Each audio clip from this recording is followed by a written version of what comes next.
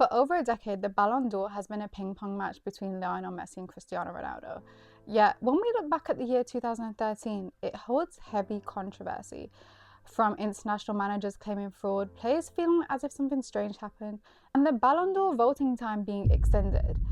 And while FIFA isn't exactly known for being the most virtuous organisation, how much of this all truly holds weight?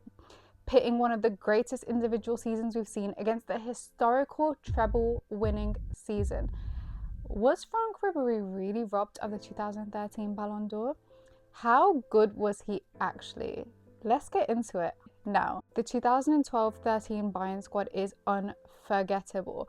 Ribéry running the wings, Mandzukic up front punishing every single loose ball, a midfield consisting of Muller, Javi Martinez, Schweinsteiger, all names that take you back to peak 2010's ball. And this is before I even touch the back line of soldiers. We've got Lahm, Boateng, Dante, David Alaba, all stood in front of the brick wall we know as Manuel Neuer. Now, this wasn't just a coalition of stars, it was a moment of football history. And Franck Ribéry, he was the constant, the catalyst, the engine behind one of Bayern's most dominant seasons ever.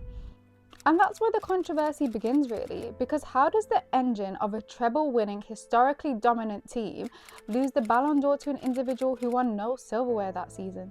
Something that's never happened before.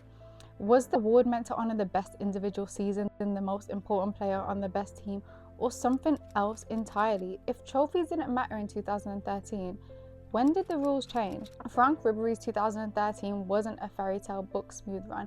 It was a comeback story, ending the season prior with a heartbreak in the Champions League final against Chelsea, a game he was taken off due to injury, beginning the new season plagued with thigh injuries and not fully returning until October. 2013 showed us how Ribéry and resilience go hand in hand. Regardless of all these setbacks, all Bayern and Ribéry knew was domestic dominance, wrapping up the Bundesliga before the spring season was even in full swing. Statement games such as their 6-1 win over Wolfsburg showed rivals that they weren't just here to cruise to the top, they wanted to continue ringing arm bells for every future opponent waiting. Now, let's talk about moments that truly defied the season. Once Ribéry returned from his injury, Bayern didn't just look strong, they looked invincible. And it's crazy because when we normally talk about historical teams, they're all teams that were from before I was born or even understood English. But actually watching this Bayern team and season live, I promise you, this is not unnecessary hype. Ribéry's return was just in time for the UEFA Champions League round of 16 knockout stages, and the first opponent, a very familiar Arsenal, with the first leg set at the Carpet in North London, a game in which Bayern took control and won 3-1, with Ribéry steering the ship, setting and controlling the tempo, dictating the entire game before being substituted off. But once again, injuries plagued Ribéry this season, causing him to miss the second leg at home at the Allianz, and Bayern lost 2-0. And while they scraped through due to the old away goals rule, it was no denying that the team felt different without him. And from that point on, Bayern didn't look back once. The quarterfinals against Juventus, 2 legs, 2 clean sheets, total control. Heavyweights FC Barcelona in the semi-finals, an outrageous 7-0 on aggregate. One of the most dominant Champions League performances the world has ever seen. And then we have the final, rivals from the same soil, FC Bayern versus Dortmund, serious fine margins. And the one moment that decided the fate of it all, Ribéry slipping the ball into Robben's path, and well, the rest is history. And this is where the story takes a turn, because after a season like that, trophy case full, European dominance and decisive moments on the biggest footballing stages in the world, all roads pointed the same way. But football has never really cared for certainty, because while Ribéry's club season felt inevitable, the international narrative was anything other than that. Internationally, the narrative around Ribéry was far harsher, strained relationships with managers and the French media, which resulted in little support during the Ballon d'Or voting period. He was often labelled as an incredible club player who somehow didn't translate internationally. But the reality was a lot more deeper than these headlines. During the World Cup qualifiers, Ribéry still contributed to 10 goals in 8 games, 5 goals and 5 assists. Against Belarus, he was directly involved in every single goal. And when France faced Ukraine without him, they struggled.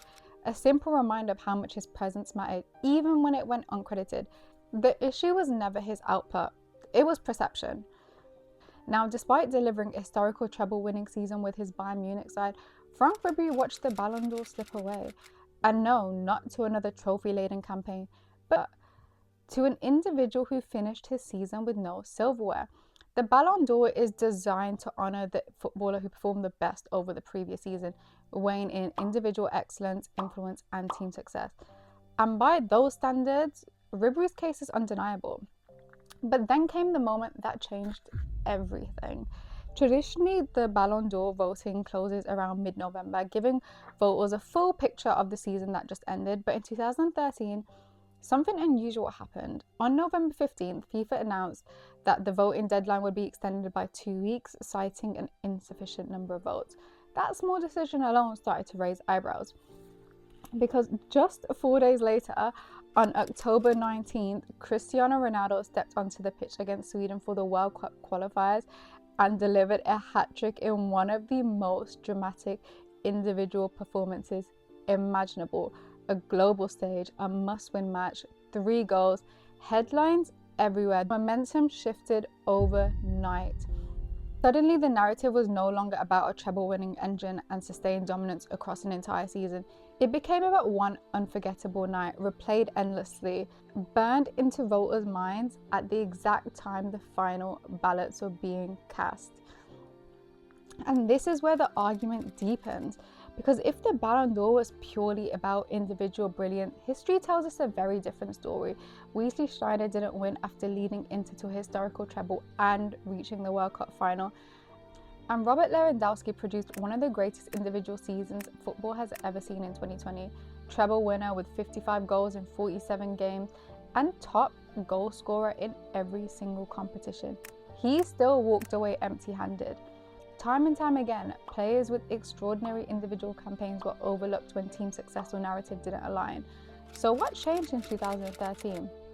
Was the awards suddenly about moments instead of seasons, about timing instead of totality, about narrative rather than influence? Because Franck Ribéry didn't have a single night that eclipsed everything else. He had a year where everything ran through him, week after week, competition after competition, trophy after trophy. Yet when the dust settled, it wasn't consistency that won, it was timing. And that's why, to this day, 2013 isn't just remembered as another Ballon d'Or vote. It's remembered as one of the most controversial decisions in the awards history. Because the question isn't whether Ronaldo deserved recognition. He absolutely did. Maybe the real question isn't whether Franck Ribéry was robbed. It's what the Ballon d'Or is actually meant to reward.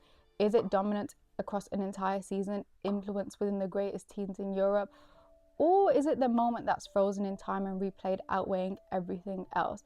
Because in 2013, Ribéry had the trophies, the influence, the consistency. Cristiano had the moment. Now, I've shown you all the evidence. Sit with it. Being a part of the generation that witnessed this all unfold, I can be honest and tell you guys there's a reason why the Ballon d'Or had been a two-man race for over a decade.